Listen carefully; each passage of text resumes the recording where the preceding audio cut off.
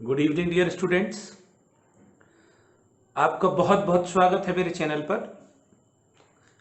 मैं आपको पहले ही इन्फॉर्म कर चुका हूं इससे पहले की लेक्चर में कि आज मैं सुपर टेट के लिए एक प्रैक्टिस सेट लेकर आया हूं जो बहुत ही मेहनत के साथ तैयार किया गया है और बहुत ही बेहतरीन सवालों के साथ। राइट, तो उम्मीद है आप सब तैयार होंगे। वीडियो को स्टार्ट करने से पहले रिक्वेस्ट है आपसे कि आप लोग एक बार वीडियो को लाइक जरूर कर दीजिएगा और शेयर जरूर कर दीजिएगा। राइट, आप सबको पता है कि क्वेश्चंस ऐसी चीज है जो कहीं ना कहीं घबराहट ला देती है मन में। एग्जाम का नाम सुनकर जब हम डरने लगते हैं तो प्यारे बच्चों, सवालों को सॉल्व करने से पहले आपको हिम्मत बड़ी करनी है, अपनी ऊर्जा को बहुत अच्छी तरीके से इस्तेमाल करना है। क्वेश्चंस को पहले समझना है और फिर आंसर करना है। अगर ये वीडियो कोई नहीं देख पाता है तो मैं कहूंगा कि वो प्लेलिस्ट में जाकर बाद में इसे देखे, लेकिन इसे जरूर पूरा देखिएगा क्योंकि ये पहला प्रैक्टिस सेट है। आप सोचिए इससे लेवल एग्जाम का कैसा होगा, ये हम समझने की कोशिश करेंगे और जो नए प्रैक्टिस सेट आएंगे उनमें कुछ चीजें बदल कर आपको दी जाएंगी। जैसे जैसे कुछ परिवर्तन मुझे लगते जाएंगे, मैं अपने आप प्रैक्टिस सेट में परिवर्तन करता रहूंगा ताकि आपको वास्तविकता का पता भी चलता रहे, अपनी तैयारी को भी आप जांचते रहिए और तैयारी के साथ ही एग्जाम में उतरें। तो आपकी हौसला अफजाई करने के लिए, आपकी हिम्मत को बढ़ाने के लिए आज फिर से दो पंक्तियां आपके लिए पढ़ना चाहता हूं। ध्यान दीजिए आप सब। अरमानों को छूने की ख्वाहिश दिलों में पलती रहने दो, करने हैं कुछ ख्वाब अगर सच तो एक आग सीने में जलती रहने दो। तो शुरू करते हैं इन्हीं पंक्तियों के साथ आज का प्रैक्टिस सेट 1 सुपर टेट। चलिए देखते हैं।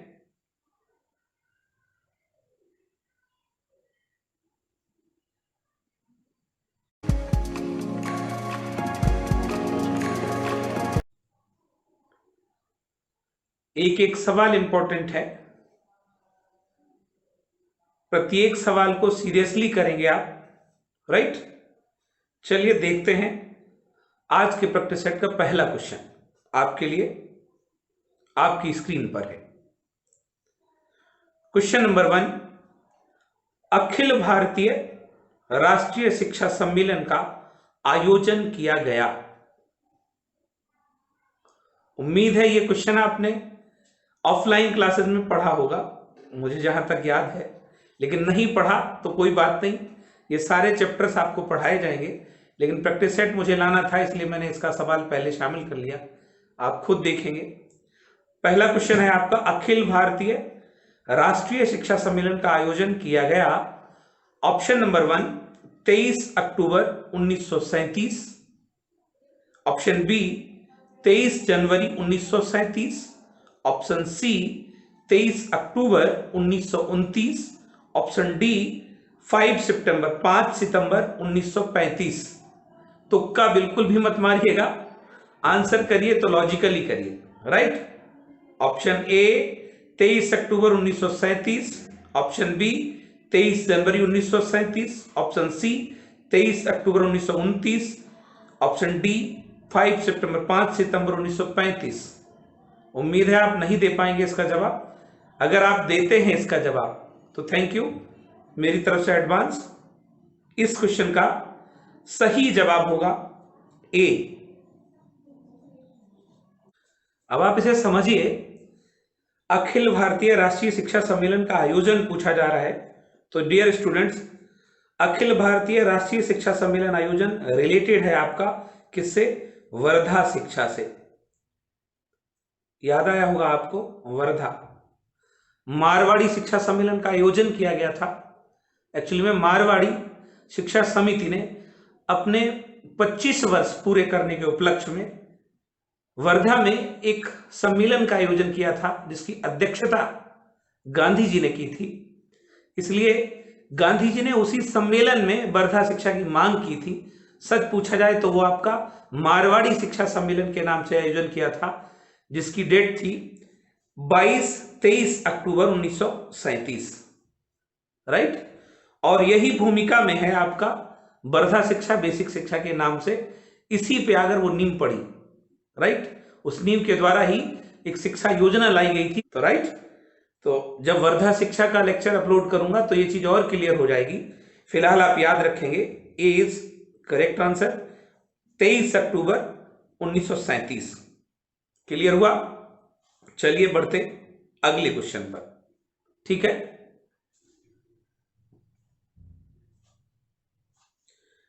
क्वेश्चन नंबर 2, बेसिक शिक्षा अधिनियम कब बना?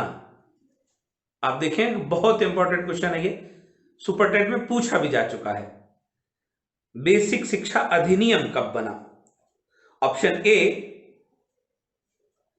1986, option B 1972, option C 1968, option D 1952। Basic शिक्षा अधिनियम, प्राइमरी एजुकेशन से रिलेटेड कोई कानून जो है, अधिनियम, वो कब बना है? ऑप्शन ए कह रहा है 1986, बी कह रहा है आपका 1972, सी कह रहा है 1986, डी कह रहा है 1952। आप आंसर करिए।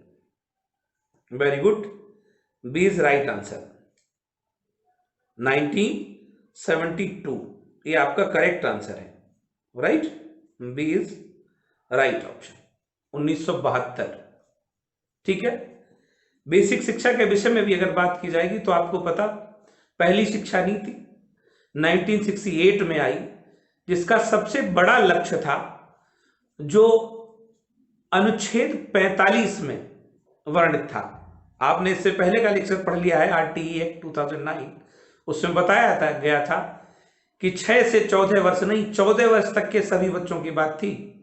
निःशुल्क शिक्षा देखभाल की व्यवस्था करने का प्रावधान करना है राज्य को 10 वर्षों के भीतर। तो उस लक्ष्य को प्राप्त करने के लिए तैयारी की गई थी पहली शिक्षा नीति 1968 में, और उस लक्ष्य को प्राप्त करने के लिए ही 72 में कौन सा अधिनियम लाया गया? बेसिक शिक्षा अधिनियम लाया गया। क्लियर हुआ होगा ये पॉइंट। चलिए बढ़ते हैं नेक्स्ट क्वेश्चन पर। तो चलिए देखते हैं क्वेश्चन नंबर 3। प्राथमिक स्तर पर ऑपरेशन ब्लैक बोर्ड योजना की शुरुआत की गई। मैं पहले ही कह चुका हूं, एक एक क्वेश्चन बहुत महत्वपूर्ण है। अब आपने ये नाम जरूर सुना होगा, ऑपरेशन ब्लैक बोर्ड, राइट। लेकिन ऑपरेशन ब्लैक बोर्ड योजना से रिलेटेड दूसरे पॉइंट को, 2 पॉइंट को यहां क्लियर करेंगे। लेकिन देखेंगे आप, ऑपरेशन ब्लैक बोर्ड योजना की शुरुआत के बारे में पूछा जा रहा है, और ये पूछा जा रहा है प्राथमिक स्तर पर, इसलिए आंसर को सोच समझ कर करें आप। मेरी ऑफलाइन की क्लास में मैंने आपको बता रखा है कि प्रश्न जितना अच्छा पढ़ेंगे आप, क्वेश्चन जितना अच्छे से पढ़ेंगे, आंसर उतना अच्छा होगा। तो इसलिए ऑप्शन पर समय देने से ज्यादा बेहतर है कि प्रश्न पर समय दीजिए। तो प्राथमिक स्तर पर ऑपरेशन ब्लैक बोर्ड योजना की शुरुआत की गई, ऑप्शन ए 1987 टू 1988, यानी 1987 से 1988, ऑप्शन बी 1990 टू 1992, 1990 से 1992, option C 1993 to 1994, option D 1985 to 1986, right. अब पूछा जा रहा प्राथमिक स्तर पर, इसलिए आप अपने आंसर करिएगा, तुक्का कतई मत मारिएगा, मैंने पहले ही बोला आपको, राइट। सीरियसली जवाब दीजिए आप। ऑप्शन ए 1987 से 1986, 1990 से 1992, 1993 से 1994, 1985 से 1986। Very good, A is right answer. अब जिनको याद होगा, यहां पर नई शिक्षा नीति अगर आपको याद होगी, नई शिक्षा नीति याद है आपको? नई शिक्षा नीति कब आई है? 1986, राइट। 1986 का ये प्लान है, ऑपरेशन ब्लैक बोर्ड योजना, और ये भी उसी लक्ष्य को पाने के लिए बनाया गया ये योजना उसी लक्ष्य को पाने के लिए बनाई गई थी जो अनुच्छेद 45 में वर्णित है, आप समझिएगा। ठीक है, राजीव गांधी जिनकी पुण्यतिथि अभी हमने कुछ दिन पहले ही मनाई है, राइट, उनके विषय में अगर हम बात करेंगे, भारत में एजुकेशन के लिए उनका बहुत बड़ा अतुलनीय योगदान है, शायद उसे भुलाया नहीं जा सकता है। नवोदय विद्यालय 1986 की जो देन है, गांव गांव तक कंप्यूटर शिक्षा उन्हीं की देन है। तो आपको याद रहना चाहिए, प्राइमरी एजुकेशन में ऑपरेशन ब्लैक बोर्ड योजना की शुरुआत 1986 का प्लान था, जिसे क्रियान्वित किया गया था 87 और 88 में प्राइमरी लेवल पर, राइट। अगर जूनियर लेवल पर पूछा जाएगा तब यह विकल्प नहीं होगा, तब यह विकल्प 1993-94 हो जाएगा, राइट। तो यहां प्राथमिक स्तर पर पूछा गया, आप याद रखेंगे इस चीज को, क्लियर हुआ ये ऑपरेशन ब्लैक बोर्ड। अगर ऑपरेशन ब्लैक बोर्ड में और कुछ पूछा जाता है तो फिर प्राथमिक शिक्षा के लिए, यानी प्रारंभिक शिक्षा, खासतौर से कक्षा 1 से 5 तक की शिक्षा के लिए आवश्यक संसाधन जुटाने के लिए इस कार्यक्रम को चलाया गया था, जिसमें फर्नीचर, टाटपट्टी, चौक, डस्टर, बोर्ड, ये सारी चीजें आवश्यक संसाधन जुटाने के लिए इस योजना का शुरुआत किया गया था, लेकिन नाम दे दिया गया इसका ऑपरेशन ब्लैक बोर्ड योजना, राइट। क्लियर हुआ होगा ये। चलिए अगला क्वेश्चन देखते हैं, क्वेश्चन नंबर 4। जिला प्राथमिक शिक्षा प्रोग्राम DPEP की शुरुआत की गई। ये बहुत बार पूछा गया सवाल है, बहुत बहुत इंपॉर्टेंट भी है। क्वेश्चन नंबर 4, जिला प्राथमिक शिक्षा कार्यक्रम यानी जिला प्राथमिक शिक्षा प्रोग्राम DPEP की शुरुआत की गई। और ये सवाल मोस्टली DPEP के नाम से भी पूछे जाने के चांसेस होंगे। DPEP की शुरुआत की गई, option number A 1972, option number B 1982, option number C 1986, option number D 1994। आप आंसर करें, इसका तो आंसर आपको आना चाहिए। जिला प्राथमिक शिक्षा प्रोग्राम की शुरुआत कब की गई? डी इज राइट आंसर, 1994 में की गई, राइट। चलिए बढ़ते हैं नेक्स्ट क्वेश्चन पर। क्वेश्चन नंबर 5, प्राथमिक शिक्षा की सभी योजनाओं और विद्यार्थियों के पढ़ाई स्तर की जानकारी किस ऐप के द्वारा दी जाती है? आप सोच भी नहीं पाओगे, सुना जरूर होगा, आपने जरूर इसको सुना होगा, लेकिन सवाल देखिए आप, प्राथमिक शिक्षा की सभी योजनाओं और विद्यार्थियों के पढ़ाई स्तर की जानकारी किस ऐप के द्वारा दी जाती है? Option A Nishtha, option B Diksha, option C Prerna, option D Meena. Very good, C is right answer, Prerna app है।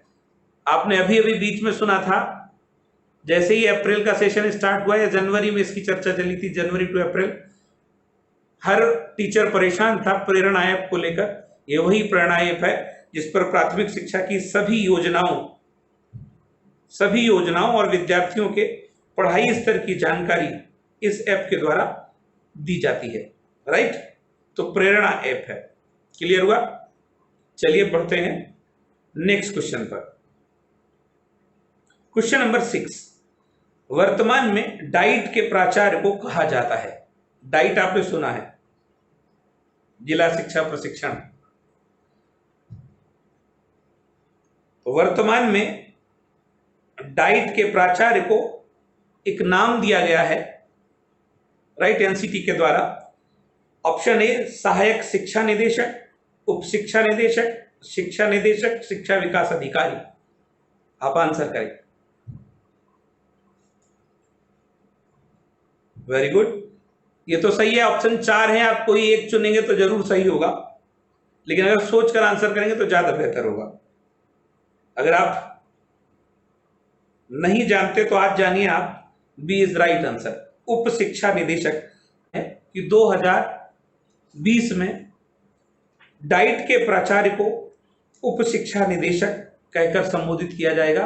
ये उस पोस्ट का नया नाम है, उप शिक्षा निदेशक, ठीक है।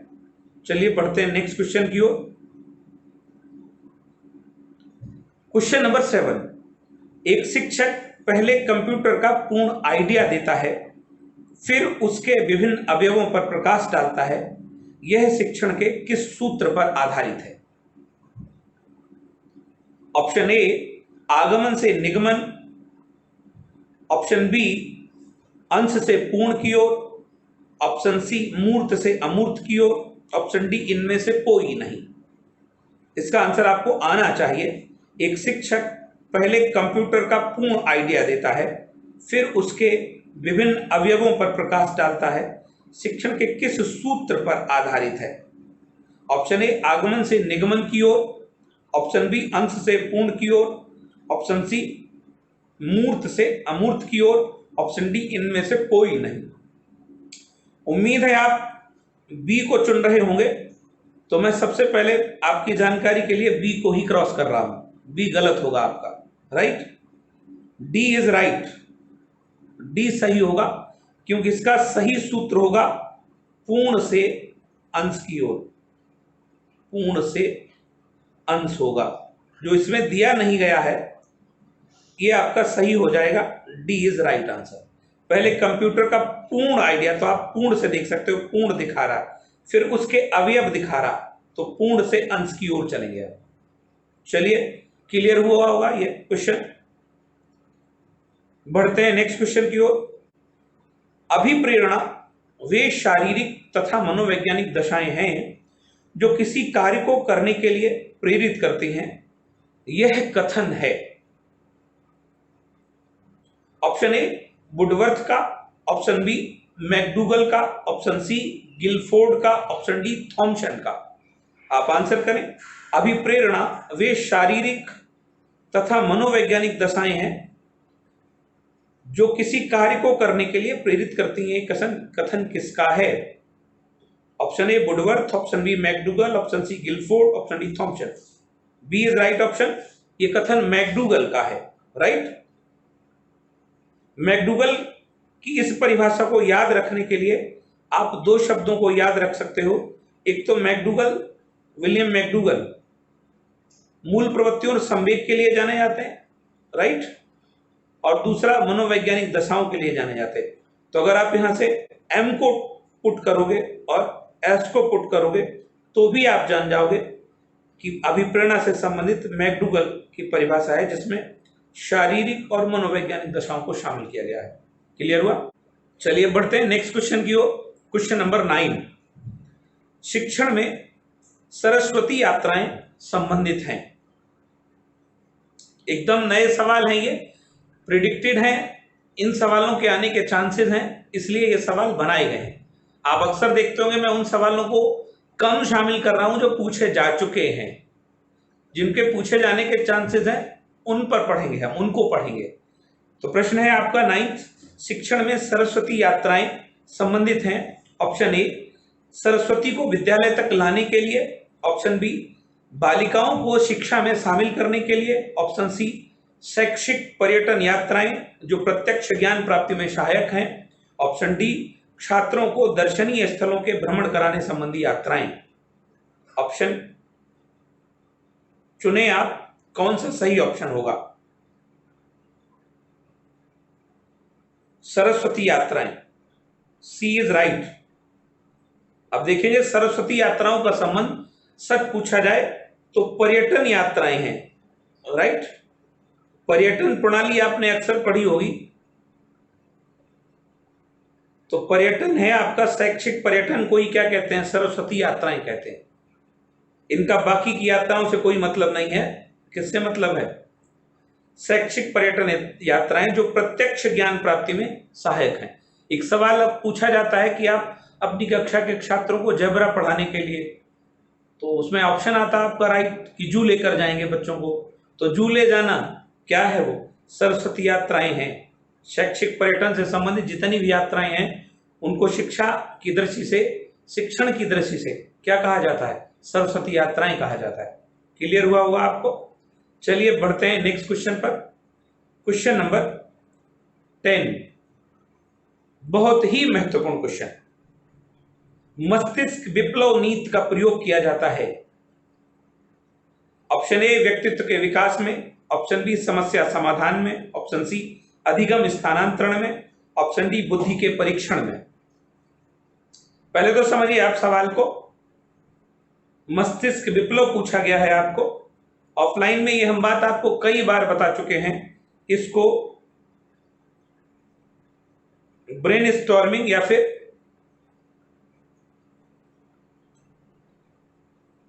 मस्तिष्क उद्वेलन के नाम से जानते हैं, राइट। तो फिर ब्रेन स्टॉर्मिंग के नाम से अंग्रेजी में से जानते हैं। और ब्रेन स्टॉर्मिंग जब कभी पूछा जाएगा आपका, जब कभी पूछा जाता है ब्रेन स्टॉर्मिंग, मस्तिष्क में आया हुआ तूफानों का विचार, राइट, या विचारों का तूफान, तो वो किससे शामिल होता है? वो आपका समस्या समाधान से होता है, प्रॉब्लम सॉल्विंग से होता है। इसे मस्तिष्क उद्वेलन के नाम से भी जाना जाता है। तो मस्तिष्क उद्वेलन पूछा जाए या फिर मस्तिष्क विप्लव पूछा जाए, इन दोनों की अंग्रेजी क्या होगी? ब्रेन स्टॉर्मिंग होगी। और इसमें होता क्या, ये टेक्निक है, मिस्टर ऑसबॉर्न के द्वारा बनाई गई टेक्निक है, इसका विकास किया गया मिस्टर ऑसबॉर्न के द्वारा, जिसमें बच्चे को समस्या समाधान के लिए सोचने का समय दिया जाता है, राइट। और एक समय में, निर्धारित समय में वो समस्या समाधान के कई तरीके खोजता है, और ये क्या होता है? ये आपका ब्रेन स्टॉर्मिंग होता है, जिसका प्रयोग समस्या समाधान में करते हैं। आई होप क्लियर हुआ होगा। तो चलिए बढ़ते हैं अगले नेक्स्ट पेज पर। अगला क्वेश्चन है आपका क्वेश्चन नंबर 11। भारतीय संविधान में दिए गए अधिकार किस मूल्य से संबंधित हैं? ऑप्शन ए संवैधानिक मूल्य, ऑप्शन बी नैतिक मूल्य, ऑप्शन सी मानवीय मूल्य, ऑप्शन डी सामाजिक मूल्य। आप आंसर करें। भारतीय संविधान में दिए गए अधिकार किस मूल्य से संबंधित हैं? ऑप्शन ए संवैधानिक मूल्य, ऑप्शन बी नैतिक, ऑप्शन सी मानवीय, ऑप्शन डी सामाजिक। Very good. संविधान में दिए गए जो अधिकार हैं उनको संवैधानिक मूल्य ही कहा जाता है और किसी नाम से नहीं जाना जाता है। तो क्लियर हुआ, संवैधानिक मूल्य। चलिए बढ़ते हैं नेक्स्ट क्वेश्चन की ओर। Question number 12। आनुवांशिकता और पर्यावरण की भूमिका के बारे में निम्नलिखित में से कौन सा कथन सत्य है? आनुवांशिकता और पर्यावरण की भूमिका के बारे में निम्नलिखित में से कौन सा कथन सत्य है? ऑप्शन ए पर्यावरण केवल बच्चों के भाषा विकास में महत्वपूर्ण योगदान देता है। ऑप्शन बी विकास के कुछ पहलू आनुवांशिकता और कुछ अन्य पर्यावरण से अधिक प्रभावित होते हैं। ऑप्शन सी अच्छी देखभाल और उत्तम आहार बच्चे के किसी भी जन्मजात विकार को दूर कर सकता है। ऑप्शन डी बालक में सीखने और प्रदर्शन करने की क्षमता पूर्ण रूप से जीनों के द्वारा निर्धारित की जाती है। आंसर करिए आप। Very good. अब आप देखिए प्रश्न में दो चीजें पूछी जा रही हैं, आनुवांशिकता और पर्यावरण की भूमिका पूछी गई है किसमें? बालक के विकास के लिए। ऑप्शन ए कह रहा कीवर्ड्स का प्रोग्राम जहां कहीं आता, कहीं पर भी कीवर्ड का प्रोग्राम जहां कहीं डाला जाए वो बहुत इंपॉर्टेंट होता है। मैं भी आपको बहुत ही जल्द CTET को ट्रिक के द्वारा सॉल्व करने का एक चैप्टर बनाकर आपको दूंगा बहुत ही जल्दी, राइट। तो वहां पर ये चीज बताऊंगा कौन कौन से शब्द नेगेटिव होते हैं जिनको हम ऑप्शन में हमेशा नेगेटिव पोर्शन के रूप में चुनते हैं और वो ऑप्शन कभी सही नहीं होते हैं। तो आप देखेंगे पहले में देखते हैं केवल, ये नेगेटिव है इसलिए ये कभी सही नहीं होगा, राइट। ये कभी सही नहीं होगा क्योंकि केवल लगा हुआ। तो पर्यावरण केवल, केवल नेगेटिव वर्ड है। बी ऑप्शन देखते हैं विकास के कुछ पहलू आनुवांशिकता और कुछ अन्य पर्यावरण से अधिक प्रभावित होते हैं। हम इस पर सोच सकते हैं क्योंकि यहां पर आप देखेंगे दोनों की चर्चा की जा रही है, आनुवांशिकता की भी और पर्यावरण की। लेकिन अभी सही इसे नहीं करेंगे जब तक कि बाकी के दो ऑप्शन भी क्लियर नहीं कर लेते हैं। सी ऑप्शन करा अच्छी देखभाल और उत्तम आहार बच्चे के किसी भी जन्मजात विकार को दूर कर सकता। अब आप सोच लीजिए, किसी भी निगेटिव है, किसी भी जन्मजात विकार को दूर कर सकता। अगर किसी भी जन्मजात विकार को दूर कर देगा तो फिर सामान्य बच्चे ही नहीं होंगे सारे। डी कह रहा बालक में सीखने और प्रदर्शन की क्षमता पूर्ण रूप से, एक पक्ष पर बल दिया जा रहा पूर्ण रूप से जीन्स पर आधारित है, ये गलत है। अब आप देख सकते हो आंसर आपको मिल चुका होगा, कौन सा सही है? B is right option.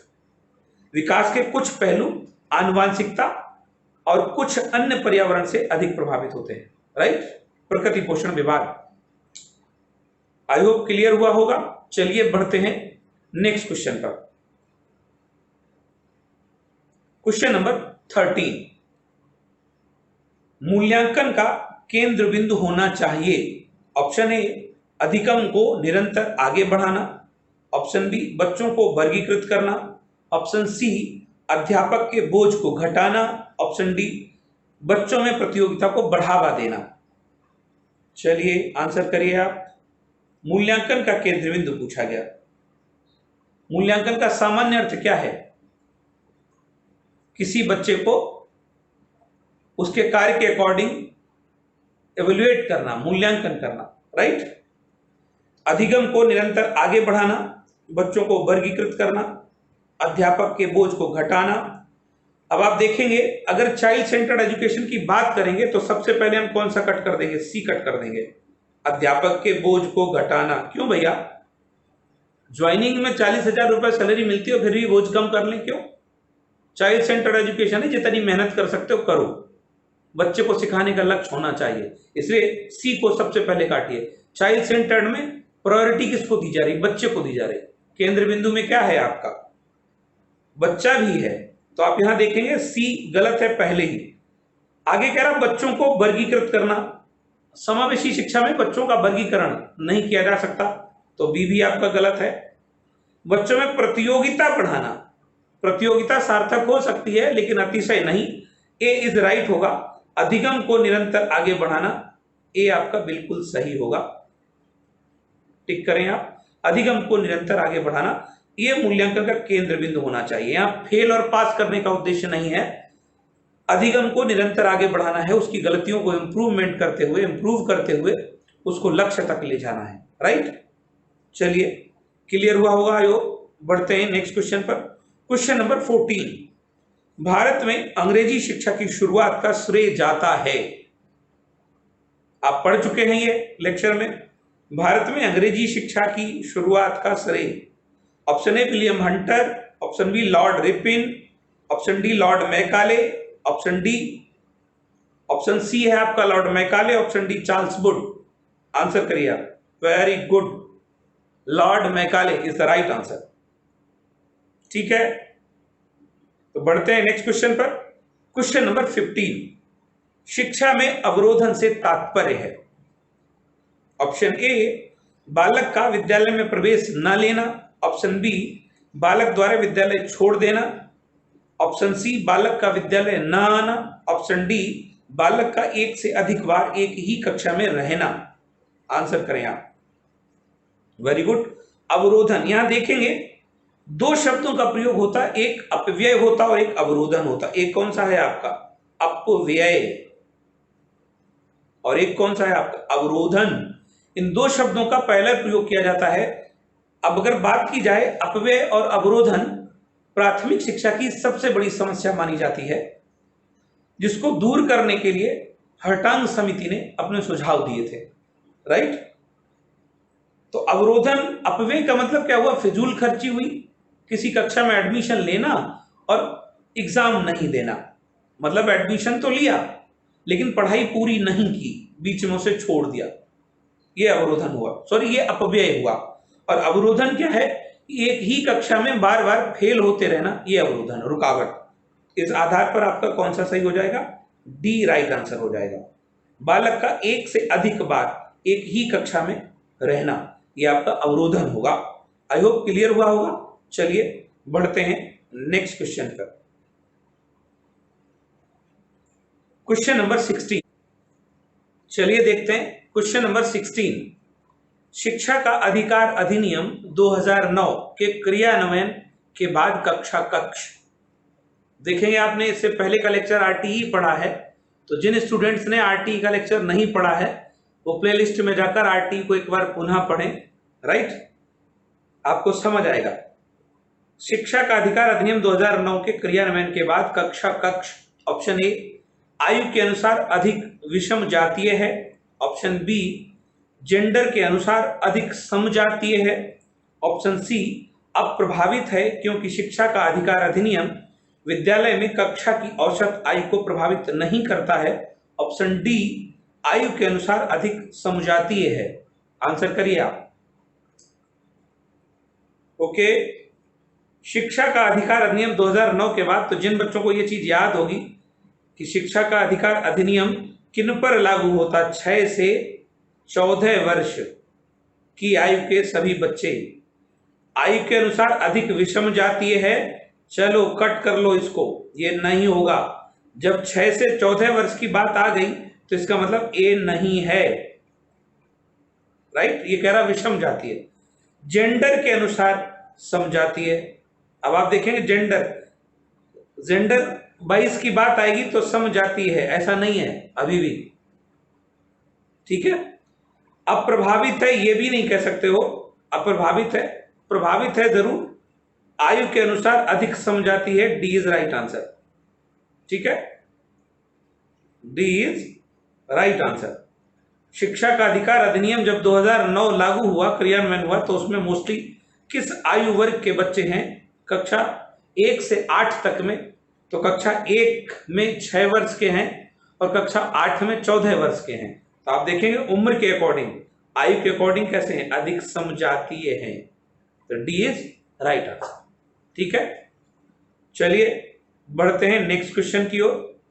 Question number 17, dash कौशल के हटाने पर अनुक्रिया की संभावना बढ़ जाती है? ऑप्शन ए धनात्मक पुनर्वलन, ऑप्शन बी उपचारात्मक पुनर्वलन, ऑप्शन सी ऋणात्मक पुनर्वलन, ऑप्शन डी विभागात्मक पुनर्वलन। आंसर करिए आप, कौन सा सही होगा?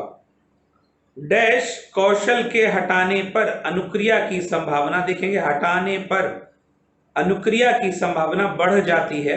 ऑप्शन ए कह रहा धनात्मक पुनर्वलन, तो धनात्मक हटाया तो नहीं जा सकता है, धनात्मक तो लगाया जा सकता, बढ़ाया जा सकता है। उपचारात्मक से यहां कोई मतलब नहीं है और विभागात्मक से भी कोई मतलब नहीं है। सी इज राइट, ऋणात्मक, सी आपका बिल्कुल सही है। ऋणात्मक पुनर्वलन कौशल के हटाने पर अनुक्रिया की संभावना बढ़ जाती है। ये चैप्टर भी अपलोडेड है, आप देखेंगे, शिक्षण के कौशल, जिसमें पुनर्वलन कौशल को 2 प्रकार से बांटकर आपको समझाया है। प्लेलिस्ट में जाकर आप पढ़ सकते हो दोबारा, राइट। क्लियर हुआ होगा। ऋणात्मक पुनर्वलन कौशल के हटाने पर अनुक्रिया की संभावना बढ़ जाती है। बढ़ते हैं नेक्स्ट क्वेश्चन की ओर। क्वेश्चन नंबर 18, बौद्ध काल में उच्च शिक्षा की समाप्ति एवं संघ में प्रवेश का संस्कार होता था। ऐसा तो कहीं नहीं सोच रहे हो आप कि सारे क्वेश्चन बहुत अजीब से हैं, जी नहीं। आप देखेंगे क्वेश्चन को बहुत मेंटेन स्टैंडर्ड के अकॉर्डिंग रखा गया है, अकॉर्डिंग टू एग्जाम। बौद्ध काल में उच्च शिक्षा की समाप्ति एवं संघ में प्रवेश का संस्कार होता था। बौद्ध शिक्षा आप पढ़ चुके हैं, शिक्षा की समाप्ति पर पूछ रहा और संघ में प्रवेश। ऑप्शन ए समावर्तन संस्कार, ऑप्शन बी प्रवज्जा संस्कार, ऑप्शन सी उपनयन संस्कार, ऑप्शन डी उपसंपदा संस्कार। आंसर करिए आप लोग। Very good, D is right, उपसंपदा संस्कार।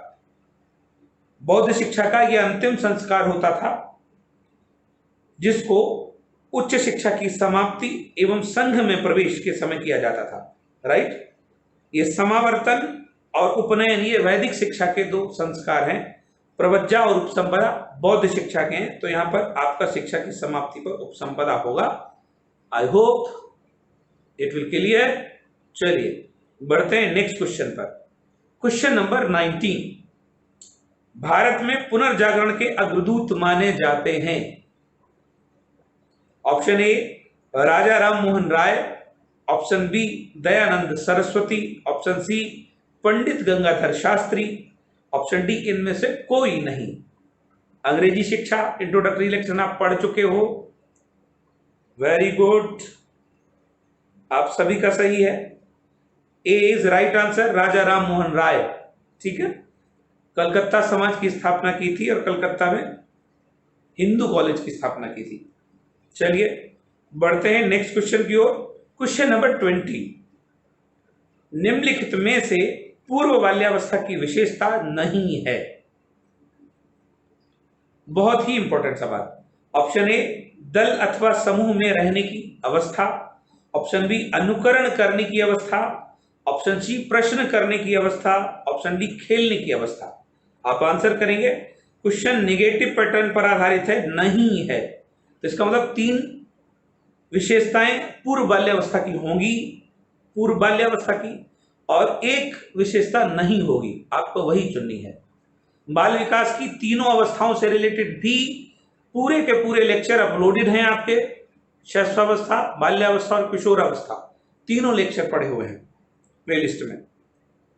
आई hope C is right option. Clear हुआ? सी आपका सही है।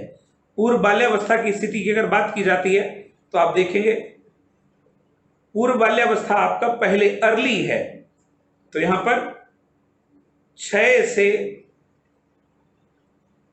8 या फिर 9 माना जाता है, राइट। और कुछ कुछ किताबों में ये 3 से 6 दे रखा है, अलग अलग पैटर्न पर इसको बांटा गया। तो यहां देखेंगे प्रश्न, केवल इतना समझिए कि प्रश्न करने की अवस्था आपकी पूर्व बाल्यावस्था नहीं, आपकी उत्तर बाल्यावस्था है।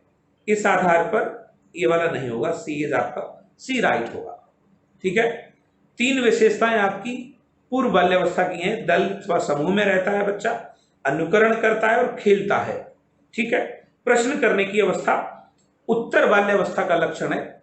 शायद क्लियर हुआ होगा। यस करिए आप। चलिए बढ़ते हैं नेक्स्ट क्वेश्चन पर। चलिए देखते हैं क्वेश्चन नंबर 21। उत्तर बाल्यावस्था में बालक भौतिक वस्तुओं के किस आवश्यक तत्व में परिवर्तन समझने लगते हैं? ऑप्शन ए द्रव्यमान और संख्या, ऑप्शन बी द्रव्यमान, ऑप्शन सी संख्या, ऑप्शन डी द्रव्यमान, संख्या और क्षेत्र। आंसर करिए आप लोग। ऑप्शन ए द्रव्यमान और संख्या, ऑप्शन बी द्रव्यमान, ऑप्शन सी संख्या, ऑप्शन डी द्रव्यमान, संख्या और क्षेत्र। आई होप क्वेश्चन को अगर आप समझ पाए होंगे। तो उत्तर बाल्यावस्था पूछा जा रहा, उत्तर बाल्यावस्था को आप टैग करें यहां पर। उत्तर बाल्यावस्था या तो इसे ले जाइए आप 9 से 12, मेरे ख्याल से तो इसे ही ले जाइए, 9 से 12 ही ले जाइए, या फिर 8 से 12 ले जाइए। और ये पियाजे के अनुसार कौन सी स्टेज हो जाती है? मूर्त संक्रियात्मक अवस्था। और मूर्त संक्रियात्मक के बाद भी है ये, क्योंकि अमूर्त चलने लगता 11 के बाद, तो 12 शामिल है। इसका मतलब मूर्त और अमूर्त दोनों शामिल हो रहे हैं। और पूछ रहा भौतिक वस्तुओं के गुणों के बारे में, तो आपका डी सही हो जाएगा। द्रव्यमान, संख्या और क्षेत्र, इन सब में आवश्यक परिवर्तन समझने लगता है वो। द्रव्यमान भी समझने लगता है, इसका अंतर भी समझने लगता है, संख्या भी समझने लगता है और क्षेत्रफल भी समझने लगता है। तो D is right answer. Clear हुआ? चलिए बढ़ते हैं नेक्स्ट क्वेश्चन पर। Question number 22। निम्न में से कौन सा कथन अभिप्रेरणा की प्रक्रिया के संदर्भ में उपयुक्त नहीं है? फिर से निगेशन पैटर्न का सवाल है। ऑप्शन ए यह व्यक्ति को लक्ष्य की ओर ले जाती है, ऑप्शन बी यह व्यक्ति की शारीरिक आवश्यकताओं की संतुष्टि करती है, ऑप्शन सी यह मनोवैज्ञानिक आकांक्षाओं की प्राप्ति में सहायक है, ऑप्शन डी यह व्यक्ति को अप्रिय स्थितियों से दूर रखने में महत्वपूर्ण भूमिका निभाती है।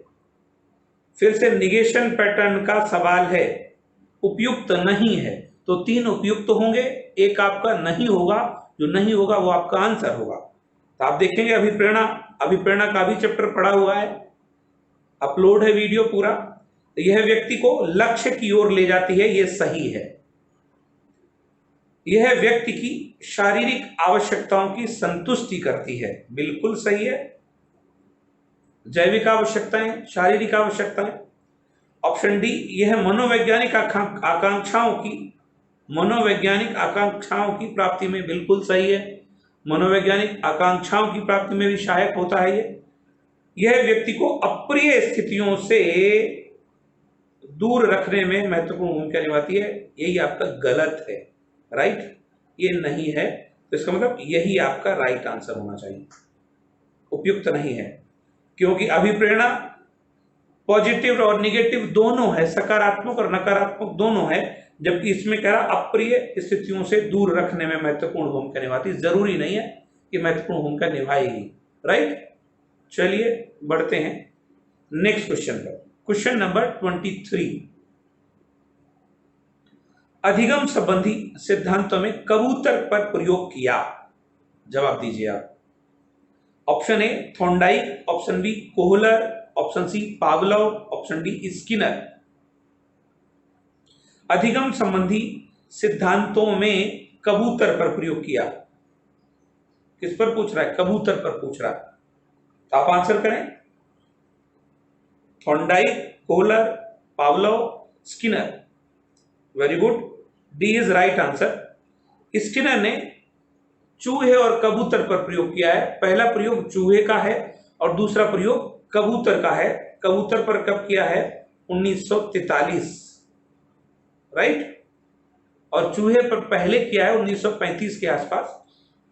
थॉर्नडाइक का बिल्ली है, कोहलर का चिंपैंजी है सुल्तान, पावलोव का कुत्ता है। स्किनर का क्या है? कबूतर और चूहा। तो आप याद रखेंगे, चूहे और कबूतर पर प्रयोग किया है किसने? स्किनर ने किया है। आई होप क्लियर हुआ होगा। चलिए बढ़ते हैं नेक्स्ट क्वेश्चन पर। कोहल वर्ग के अनुसार नैतिक विकास की अवस्था नहीं है। ऑप्शन ए परंपरागत अवस्था, ऑप्शन बी परंपरागत अवस्था, ऑप्शन सी पश्चिम परंपरागत अवस्था, ऑप्शन डी प्राक परंपरागत अवस्था। इस क्वेश्चन का आंसर आप खुद कमेंट बॉक्स में करेंगे, मैं नहीं बताऊंगा। आप ऐसा तो नहीं सोचते हर बार एक क्वेश्चन क्यों छोड़ देता हूं? इसलिए छोड़ता हूं, कहीं आप सुन तो नहीं गए हो लेक्चर सुनते सुनते। ठीक है, आप सजग रहिए मेरे साथ, इसलिए आप खुद से क्लिक करें कमेंट बॉक्स में जाकर, आप अपना कमेंट करिए इसका राइट आंसर क्या होगा। मुझे पता लगेगा कि आप कितना इंटरेस्टिंग ढंग से सीख रहे हो। चलिए बढ़ते हैं क्वेश्चन नंबर 25 पर। आंतरिक अभिप्रेरणा का सिद्धांत दिया है। सुपर टेट में आपकी 3 यूनिट्स हैं और 3 यूनिट्स को कवर करते हुए पूरा प्रैक्टिस सेट दिया गया है। राइट, तो आंतरिक अभिप्रेरणा का सिद्धांत दिया है। Option A Morgan, option B McClelland, option C Solomon, option D Harlow.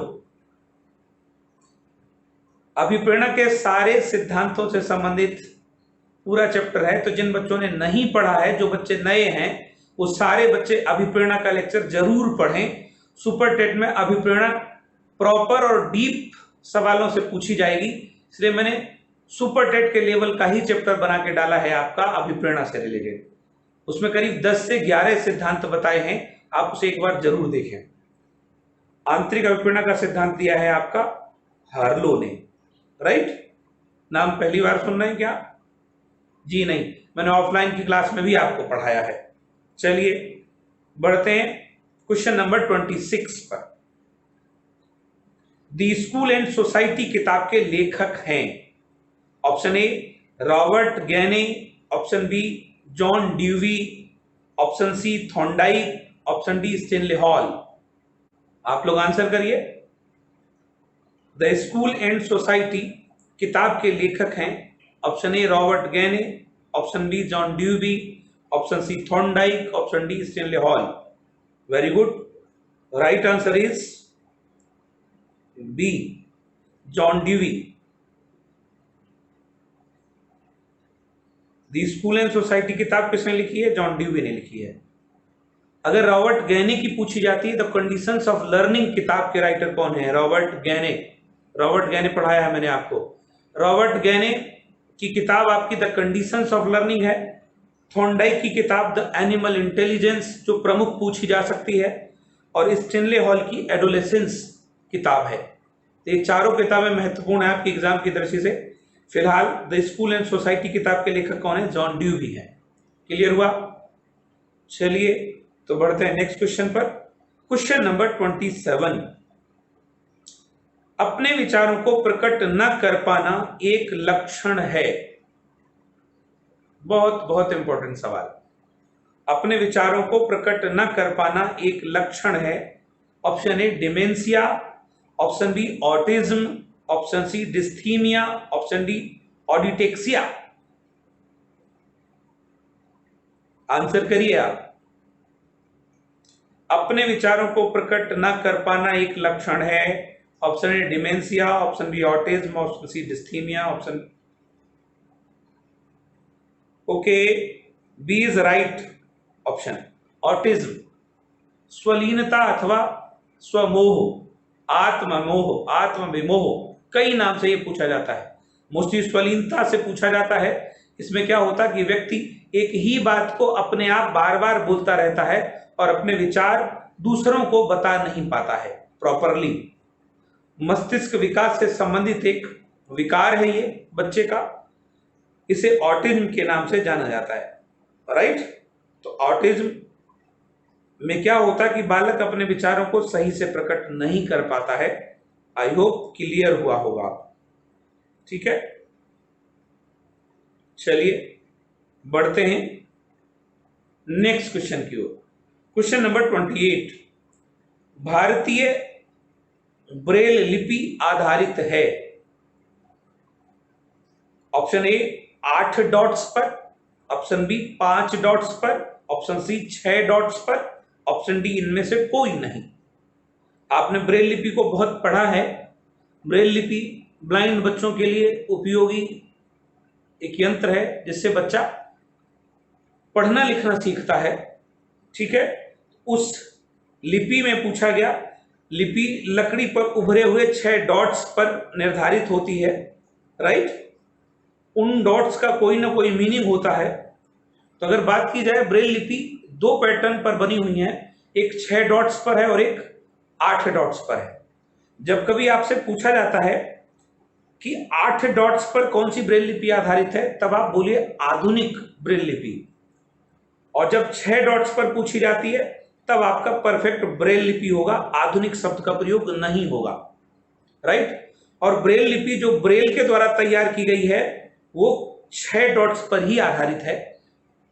6 बिंदु बने होते हैं उभरे हुए, जिनको बच्चा स्पर्श करके सीखता है, ठीक है। और उन 6 बिंदुओं से 64 कितने मैं बोल रहा हूं, 64 अक्षर, चिन्ह एवं मात्राएं सीखी जाती हैं। आपको ताज्जुब होगा, जिसका निर्माण लुईस ब्रेल ने 1824 में किया था, ठीक है, जब उनकी उम्र मात्र 15 वर्ष थी। क्लियर हुआ। तो यहां 5 डॉट से कोई मतलब नहीं है, इनमें से कोई है नहीं। सी इज राइट ऑप्शन। 6 डॉट्स पर भारतीय ब्रेल लिपि आधारित है। भारत ने 6 डॉट्स वाली ब्रेल लिपि को अपनाया हुआ है, 8 डॉट्स वाली ब्रेल लिपि को भारत में नहीं अपनाया गया है। और 8 डॉट्स पर जो ब्रेल लिपि बनाई गई उसे आधुनिक ब्रेल लिपि कहा जाता है। आई होप परफेक्ट क्लियर हुआ होगा। चलिए बढ़ते हैं नेक्स्ट क्वेश्चन की ओर। क्वेश्चन नंबर 29, बाल विकास का एक सिद्धांत नहीं है। ऑप्शन ए विशिष्ट तथा सामान्य क्रियाओं का सिद्धांत, ऑप्शन बी एकीकरण का सिद्धांत, ऑप्शन डी समान प्रतिमान का सिद्धांत, ऑप्शन डी वैयक्तिक विभिन्नताओं का सिद्धांत। आप आंसर करें। बाल विकास का एक सिद्धांत नहीं है। निगेशन पैटर्न पर सवाल फिर से पूछा गया, 3 है और 1 नहीं है। ऑप्शन ए कह रहा आपका विशिष्ट तथा सामान्य क्रियाओं का सिद्धांत, ऑप्शन बी एकीकरण का सिद्धांत, ऑप्शन सी समान प्रतिमान का सिद्धांत, ऑप्शन डी वैयक्तिक विभिन्नताओं का सिद्धांत। आई होप आपने चुन पाया होगा। ए इज राइट। अब आप देखेंगे, अगर यहां बात की जाती है तो फिर विशिष्ट से सामान्य नहीं होगा। जब कभी बाल विकास का सिद्धांत पूछा जाएगा तब यह होता सामान्य से विशिष्ट, यानी पहले बालक सामान्य क्रियाएं करना सीखता है और उसके बाद विशिष्ट। और यहां लिखा विशिष्ट तथा सामान्य, विशिष्ट पहले आया, जी नहीं। विशिष्ट क्रियाओं को एक शिशु, एक बालक बाद में करता है, पहले वो सामान्य क्रियाएं करता है। तो ए गलत है और ए ही आपका सही आंसर है, क्योंकि निगेटिव पैटर्न पर सवाल पूछा गया। एकीकरण का सिद्धांत है, सभी विकास के पक्षों में एकीकरण करता है वो। सी समान प्रतिमान, एक जैसा प्रतिमान ही है चाहे किस जीव का देख लीजिए आप। और वैयक्तिक विभिन्नता यानी प्रत्येक बच्चा दूसरे बच्चे से भिन्न है। ये तीनों हैं, ए नहीं है, इसलिए ए आपका राइट आंसर हो जाएगा। चलिए बढ़ते हैं नेक्स्ट क्वेश्चन पर। किसी बालक के व्यवहार का अपना तरीका कहा जाता है। किसी भी बालक के व्यवहार का अपना तरीका कहा जाता है। ऑप्शन ए संज्ञान, ऑप्शन बी संतुलन, option C schema, option D अनुकूलन। आप आंसर करें। वेरी गुड, आप सोच पा रहे हो, ये अच्छी बात है। किसी बालक के व्यवहार का अपना तरीका पूछा गया, सेल्फ, अपना तरीका, तो सी विल बी राइट, स्कीमा। किसी भी बालक का स्वयं कार्य करने का तरीका, समस्या को सुलझाने का अपना आइडिया क्या होता है, स्कीमा होता है। और इस शब्द का प्रयोग जीन पियाजे ने अपने संज्ञानात्मक विकास के सिद्धांत में किया है। बहुत बहुत इंपॉर्टेंट है ये, कई बार पूछा गया स्कीमा। इसका अर्थ आशय बालक में मौजूद ज्ञान के भंडार से भी लगाया जाता है, या फिर उसका किसी कार्य को करने का अपना तरीका होता है, जिसे क्या बोलते हैं, इसे स्कीमा बोलते हैं। ठीक है, पैटर्न होता है, एक मानसिक पैटर्न होता है जिसके आधार पर वो किसी समस्या का समाधान करता है। ठीक है, तो ये थे सुपर टेट प्रैक्टिस सेट 1 के 30 सवाल। अब आप अपना स्कोर मुझे कमेंट करके बताइए कि आपके कितने क्वेश्चन सही हुए, क्वेश्चंस का लेवल आपको कैसा लगा, प्रैक्टिस सेट पेपर का स्टैंडर्ड कैसा लगा आपको, राइट। कहीं भी किसी भी सवाल में अगर कोई डाउट है तो आप मुझे कमेंट कर सकते हो, व्हाट्सएप कर सकते हो 9936474790 पर, या फिर मेरे टेलीग्राम चैनल थिंक साइकोलॉजिकली, जिस पर मैं ग्रुप भी चलाता हूं, थिंक साइकोलॉजिकली के नाम से ग्रुप भी है, आप उसे भी ज्वाइन कर सकते हो। या फिर मेरे फेसबुक पेज, वो भी आपका थिंक साइकोलॉजिकली के नाम से ही है, कहीं पर भी आप मुझे पूछ सकते हो जहां पर आपको समझ में नहीं आया हो, राइट। तो सुपर टेट के लेवल को दृष्टिगत रखते हुए मैंने 30 सवालों को सम्मिलित किया था इस प्रैक्टिस सेट में। आपको कैसा लगा ये सेशन, कमेंट करके बताइए। वीडियो को अधिक से अधिक लाइक और शेयर करिए। आप सब मन से पढ़ाई करिए। कई सारी चीजें मैंने आपको बताई हैं, अगर उनमें कहीं डाउट है तो प्लेलिस्ट में जाकर आप वीडियो देख सकते हो। मोर देन 40 वीडियोज अपलोडेड हैं, 40 से अधिक वीडियो अपलोडेड हैं। आप सोच लीजिए, इसका मतलब मैंने बहुत महत्वपूर्ण क्वेश्चन से रिलेटेड या टॉपिक से रिलेटेड वीडियो अपलोड कर दी हैं। लेकिन फिर भी जो नए पैटर्न पर बची हुई वीडियोज हैं वो आपकी डेली आपके लगातार लेसन में आती जा रही हैं, और आप इसी तरह से अपना ध्यान सीखने पर लगाए रखिए। सपोर्ट करने के लिए आप सबको बहुत बहुत धन्यवाद। Thank you very much. ख्याल रखिए अपना, स्वस्थ रहिए, स्टे होम। मिलते हैं अगले लेक्चर में, तब तक के लिए बाय बाय।